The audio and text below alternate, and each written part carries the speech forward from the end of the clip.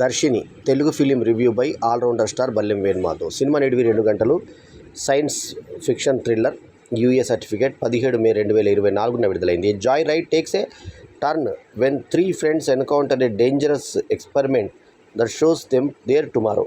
Trapped and stuck, their only option is to face the dark secrets and decode the puzzling mystery. ఈ సినిమాలో ఒక science fiction thriller. ఇది రేపు అనేది కనబడుతుంది దర్శినిలో. సో వారం 15 రోజుల వరకు వెళ్ళొచ్చు అనేది తర్వాత చెప్తారు. సో ఆ రేపు జరిగేది ఏంటనేది చూసి దాన్ని బట్టి వీళ్ళు యాక్సెస్ డినీడ్, యాక్సెస్ గ్రాంటెడ్ ఇలాంటివి చేస్తూ ఆ ప్రయోగం చేస్తుంటే, ఆ ప్రయోగం ఎవరైతే తయారు చేశారో ఆ సైంటిస్టు అక్కడ దర్శిని మరణించి ఉంటుంది. ఆమె శవాన్ని చూసి ఆ శవాన్ని దాచిపెట్టి వీళ్ళు చేసే మిస్టరీకి ఆ పోలీసుల మధ్యలో రావడము, ఇంకొక ఇద్దరు విలన్, ఒక అతను బాస్ అసిస్టెంట్తో రావడం జరుగుతూ ఉంటుంది. జనరల్లీ లేడీస్ స్తనాలు జంప్ చేయడం చూసాం, కానీ మగవాడి కింద బాల్స్ డ్యాన్స్ చేయడం మాత్రం ఫస్ట్ టైం ఇందులో చూపించారు. సోమయాజుల వెంకట సత్య అనే నటుడికి ఇలా చెడ్డీ క్లోజప్ పెట్టి అతను దుంకుతుంటే ఫుల్లీ పిక్చర్లు దుంకినట్టుగా బట్టల్లోంచి మనకు క్లియర్గా కనబడుతుంది. సో అదొక ట్రెండ్గా చెప్పాలి. ఇక సినిమా హీరోయిన్ వచ్చేసి మనకి పప్పల శాంతిప్రియ.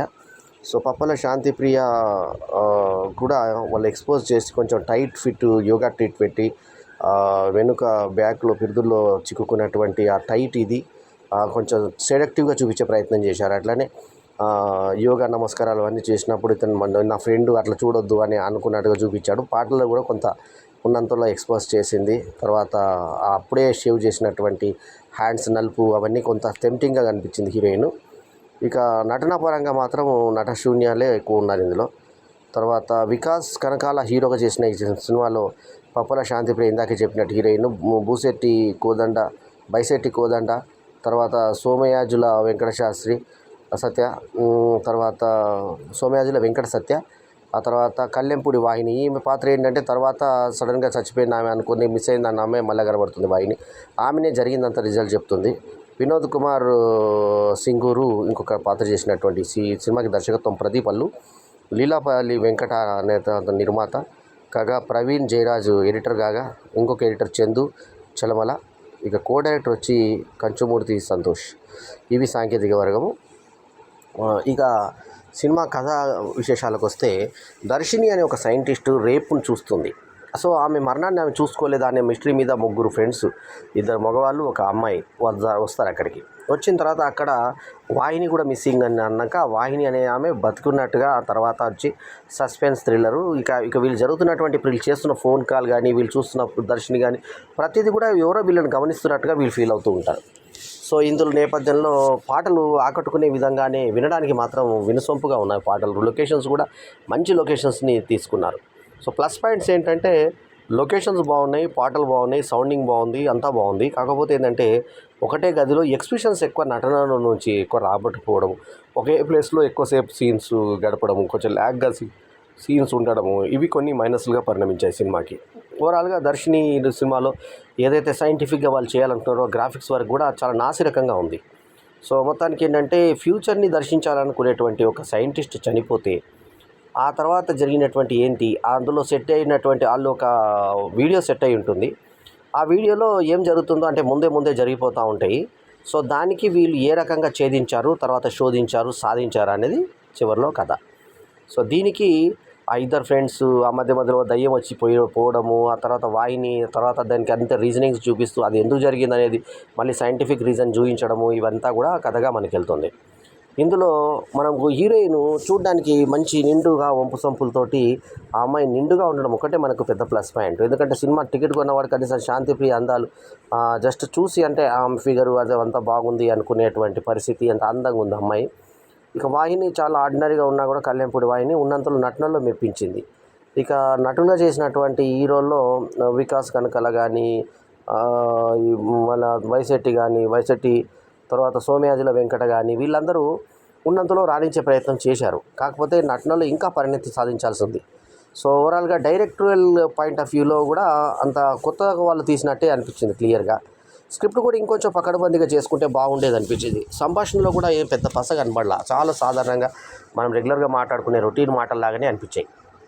సో వీళ్ళు ఒక ప్లేస్కి వెళ్ళి అక్కడ ఏం సాధించారు, మళ్ళీ విలన్ గ్యాంగ్ వస్తుంటుంది పోతుంటుంది, కాసేపు మొదలు పెడతాం మీరు కాదు మేము తప్పు అనుకున్నాం అంటారు.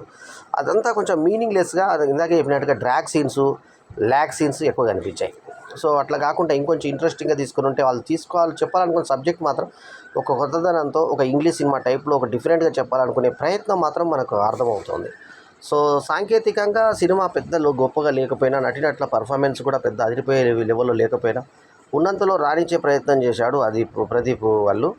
సో దీనికి ప్రొడ్యూసర్ కూడా కొంతవరకు సహకరించాడు. సో రికార్డింగ్లో పాటలు మాత్రం చాలా ఆకట్టుకునే విధంగా పాటలు ఉన్నాయి. 2 పాటలు కూడా చాలా బాగున్నాయి పాటలు. సో చాలా బాగున్నాయి. రివెంజ్లో సాహిత్యం కానీ సంగీతం కానీ సమకూరాయి. సో వాటికి కొంచెం సముద్రం ఒడ్డున అలాంటి కొంచెం అల్లల పక్కన తీసేటువంటి ప్రయత్నం చేసి కొంచెం భావుకతను ఉన్నంతలో చాటుకునే ప్రయత్నం చేశాడు దర్శకుడు.